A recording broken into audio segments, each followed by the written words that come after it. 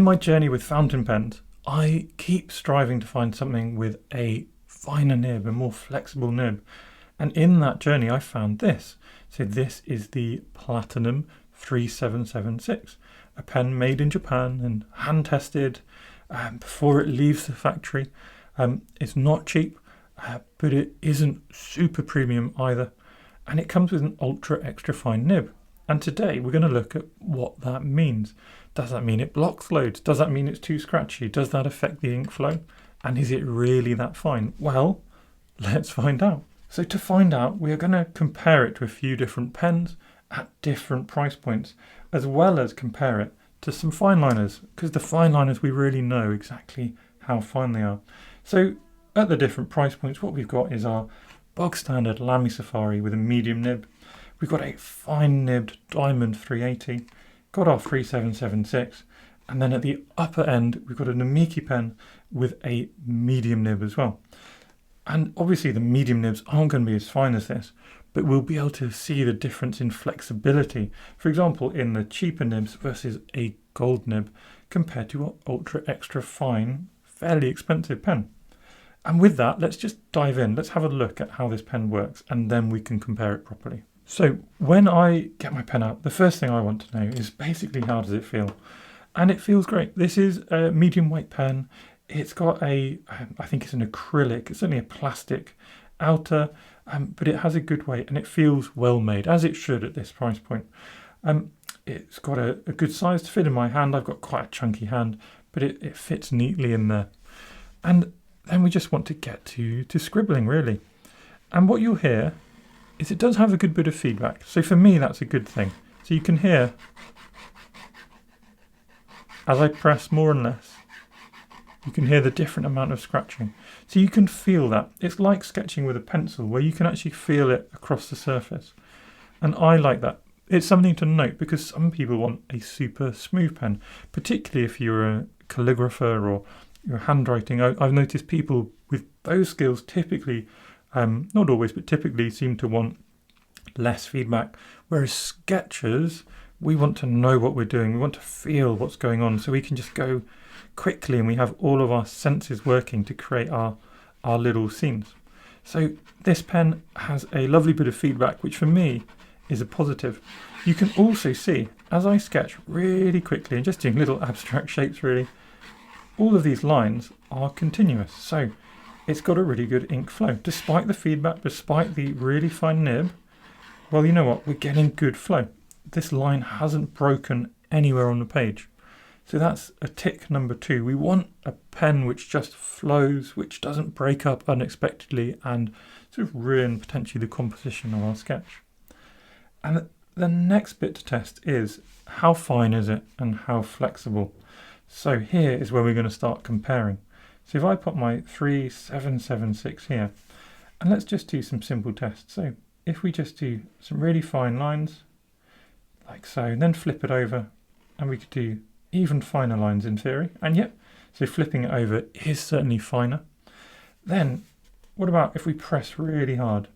Well, actually we get a fairly bold line there, don't we? I am pressing hard, you might be able to hear it. So I wouldn't want to do that too much because I don't want to damage the nib by being over aggressive. The next thing is how well does it manage simple hatching? So with fine lines, you're going to have to sort of build up that density even tighter than you would normally. But actually, I think that's working quite well as well. This, remember, is all about comparison though. So we'll get on to comparing these features soon.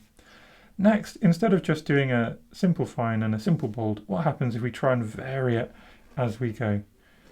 Well, we get quite a nice flowing line. There is feedback. It's still not breaking apart, which is great. Because it's so fine though, it's not the most flexible pen. And let's actually see in a second, we'll see how that compares to pens which are certainly very flexible.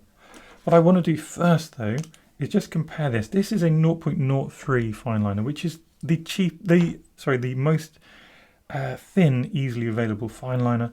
So if I just put 0.03 here, we can just sketch that. We can see that 0.03 is definitely finer. So we're definitely finer than that. If I press hard, so pressing hard with the 0.03, I think that's about the same as what we're achieving with the 3776. If I then take something else that we know about, 0.5, and we see, is that as bold as this? Well, actually, I'm pressing quite hard with a 0.5, so we are achieving something around a 0.5 millimeter boldness with our very fine pen, and we're achieving something close to 0.1, 0.15, something like that.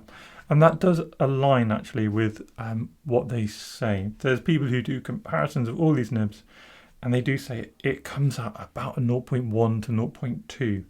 And I think that's a fair reflection in our little test here today. But how does it compare to other pens? Well, let's just go up the price range now. So first this is the Lamy Safari, and it's got a medium nib. So of course it's going to be bolder. But let's see what happens. If we scratch really gently here, actually we can get a line which is very similar, can't we? So the thinnest line, it's not quite as thin, and I'm having to be very controlled. And if I flip it the normal way around, it's definitely not as thin. And I'm having to be very controlled. But the thinnest line isn't miles away from this. And if I come here, I know this is going to be bold. And it's definitely bolder, isn't it? It's certainly bolder. So there's an argument that the Lamy medium is more flexible. I mean, it's definitely more flexible. It can almost go as thin. The difference is that I'm having to be very controlled here. Whereas here, I wasn't thinking about it. In fact, I almost wonder if I'm really controlled with the 3776. Yeah, if I'm really controlled, I can actually get a line which is similar to the 0.03. So this does have a little bit more flexibility than I gave it credit for, but still, you know, it's important to be aware that you spend a lot of money on this, and the bog standard pen you can pick up in any old sort of Ryman's or any old stationer is almost as good in many ways. We're getting less feedback from this. I'm not sure if you can hear that, but you might be able to hear it when I do my hatching. And if I hatch upside down, you can see it's very fine. But as soon as I try and hatch with a Lamy the right way around, especially with this medium nib, you'll notice instead of getting hatching, we're getting ink blotting. So the hatching it doesn't work as well. But if we wanted to get blotted areas, well, that's a whole different game. So we're able to get that more easy with the Lamy. That's because of the flexibility and the less fine lines. Last bit, of course, is to test that smooth line. And hopefully, again, you can tell just from the noise that the flexibility, the feedback is less with the Lamy medium. Now let's move up. So before I got the 3776, this Diamond 580 was what I always felt was my finest pen. This is an extra fine, not an ultra extra fine. I should put ultra extra fine here. This is a Diamond 380 by TWSBI, and it's an extra fine nib. And again, if we go here, what I found with this is it does go very fine. If it's the right way up, it's also very fine. It's not as fine as the 3776, but it's very easily finer than the Lamy medium, as in I'm not having to control this. To press though, it's actually not super flexible. I would argue I'm pressing rather hard, and I think it's actually less fine than the 3776, which is surprising when you consider that nib is much finer. However, because it's less flexible, the hatching in this is lovely. So if we want neat hatching, which we can compare to a fine liner, well, that's just outstanding, isn't it? Very much like the 3776. And here, it's got quite good feedback. It's got lovely ink flow. It's definitely not got the flexibility of the medium nib here, but it has got some flexibility. Now, lastly, in this test, we're going to have a look at this, which is a very premium pen by Namiki. It's got a medium nib. It's a gold nib. So we'll just put Namiki medium. And what we'll find is because it's so flexible, we have this amazing range of line that we can produce. So going upside down, we get this very faint fine line. The Namiki actually doesn't do so well upside down. It doesn't have such good ink flow as these other much cheaper pens. But what it does have is a lot of variety the right way up. And it has exceptionally good ink flow. And if I wanted to make really bold lines, well, I can make really bold lines as well, much like the medium Lamy. If I want to hatch, well, because it's much more controlled, actually I find I can hatch with this pen. And if I want to create really lovely flowing script, I can do that as well. Now, the thing to note about a pen like this is you're getting a lot of workmanship and a lot of needing to look after it. So I have put waterproof ink in this before and immediately washed it out. So you are, as you go up the price range, you're paying more and more for little touches of fine workmanship. I think actually there is a place for pens like this in sketching. The 3776 is a very lovely, well-made pen, and it has a very fine nib. It also has another really key feature, which I haven't mentioned yet, and that key feature is it screws. And the reason that's important is when it screws up, much like the TWSBI here, it can't dry out, in theory. In theory, a screw is almost entirely airtight. So the ink you put in, and I put in carbon ink by Platinum, these inks, when they dry out, they can damage your pens. They can block them because they have little sort of particles in them. But in theory, with a screw top, this happens far less. Compare that to the Lamy, which is far more prone to blocking simply because it just pops on. Now, popping on is very convenient, but less safe for your pens. So that is the last sort of key feature. And with that, that is my little test of the 3776 done against lots of little, they're not competitors, they're just other things.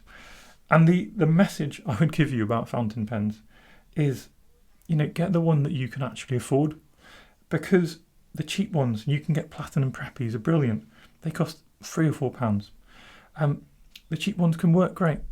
And the marginal gains you get as you go up the price spectrum are marginal, and they become less and less and less worth it in terms of the quality of our sketching. There's arguments to be made about the quality of the pen, it being a collector's item and all these other things.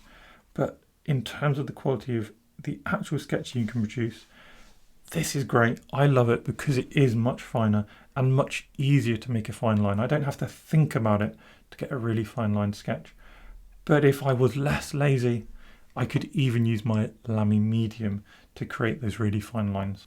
If you've enjoyed that, check out these other videos about ink sketching, and I'm sure you'll have a blast. And also join me on sketchloose.co.uk, where I have a free course and 2 super in-depth ink and watercolour sketching courses.